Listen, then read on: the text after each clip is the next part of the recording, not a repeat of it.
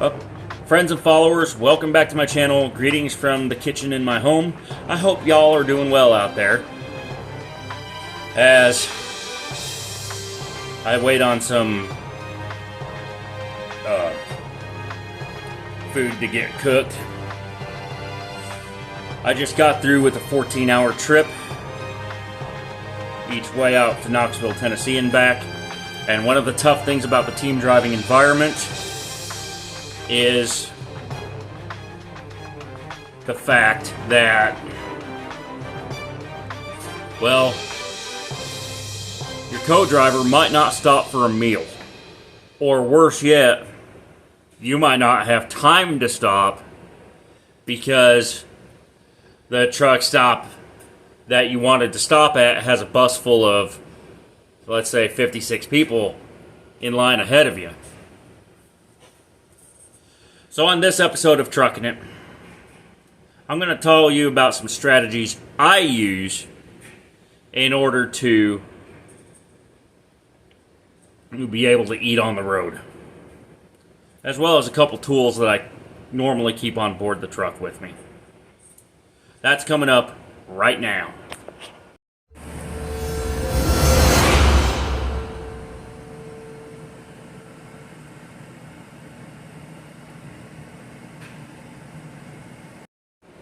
Okay, friends and followers, I'm Trucker Zach Bell. And remember this, if you're ever going to run team, every driver has their own unique personality, and on some days, depending on weather, traffic, the driver's hunger, etc., that personality can change. So, last night, I was running with a very nice woman that deserved every bit of respect and chivalry from me.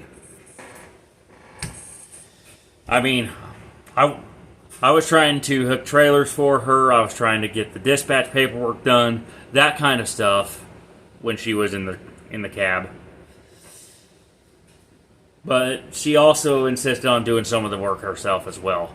And she had a metric ton of stuff. I mean, she had bedding, she had food, the same kind of stuff that I bring.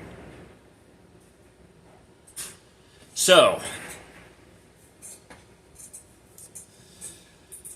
we get to Knoxville,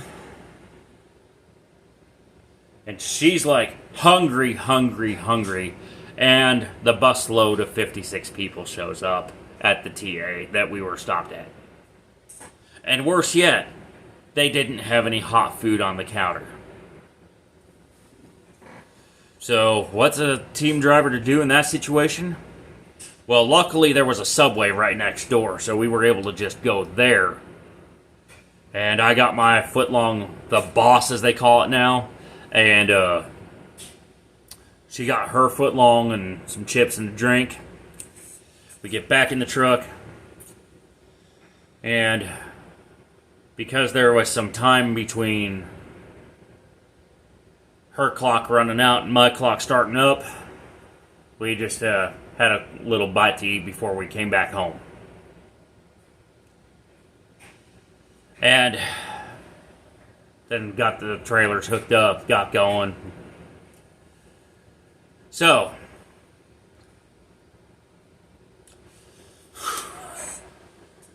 what to do?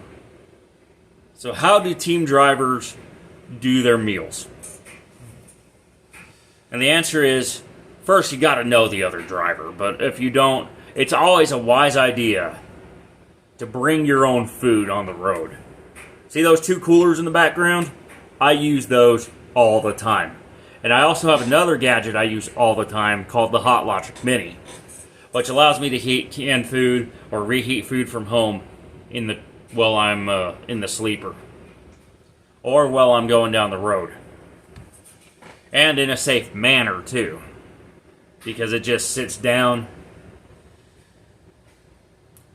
And does anyone know where I can get a stupid car tray for a semi-truck? Because I would really like that for the passenger seat, too. I'll have to check on that a little bit later.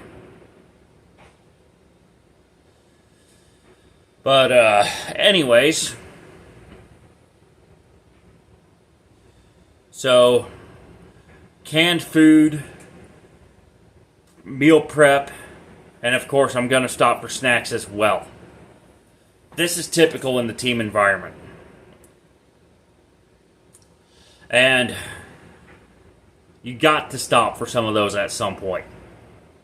Because you're just going to get extremely hungry during the middle of the trip, sometimes long before your 30-minute break, sometimes well after. And you just got to have a plan for that.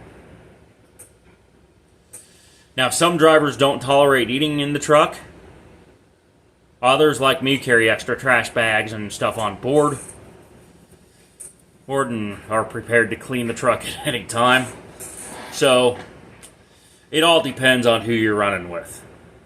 And that's one of the things you got to discuss with your new co-driver before you hit the road. Especially if they've been off the road for a while and might not be familiar with how things work on your particular run. So, does that mean that we're going to have a bunch of people running solo going forward?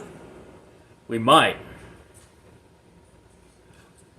Because the solo environment's even different from the team environment due to the fact that you don't have a person in the right seat to keep you accountable and keep you rolling. And one of the worst things for both solos and teams is when that busload of 56 passengers shows up and just overwhelms the cooks in the kitchen. So, I would strongly recommend that you just plan this out as best you can. And know, this is kind of where knowing your route is going to be critical. Because, quite frankly, you may end up having to go to a mom and pop or a place you've never been to in order to grab a meal. A place that's not necessarily overwhelmed with that 56 passenger bus or with a bunch of drivers waiting in line trying to grab meals and an overworked fast food gal or fast food guy that just can't keep up with the demand. So, my strategy is this. Bring your own meals.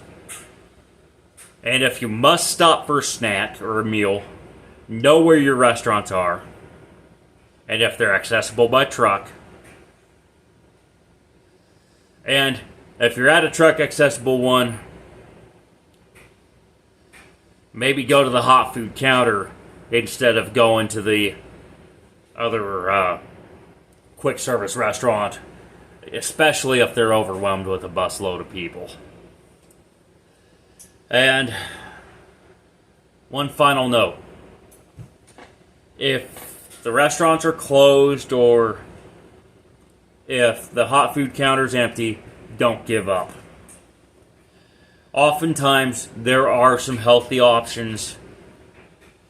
You just have to know where to look for them in the truck stop. And some truck stops do have a little bit of a grocery store, though it is overpriced and it is going to not have the best selection. For example, it's not going to have fresh fruit or fresh veggies. So, good luck out there. Have yourself a hot meal once in a while. And until next time, let's make your best trip your next trip. Keep learning, keep thinking, keep on trucking, and keep on cooking. Bye for now.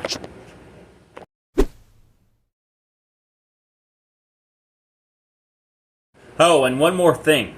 If you're looking to start a CDL career as a trucker, or if you're just looking to change jobs and change pace, my employer is experiencing a severe driver shortage right now. He's losing runs, and he's had a bunch of drivers that have had to quit for various reasons. So, If you're looking for that new job, link's down in the description below, where you can fill out the application and start on your path to trucking it today.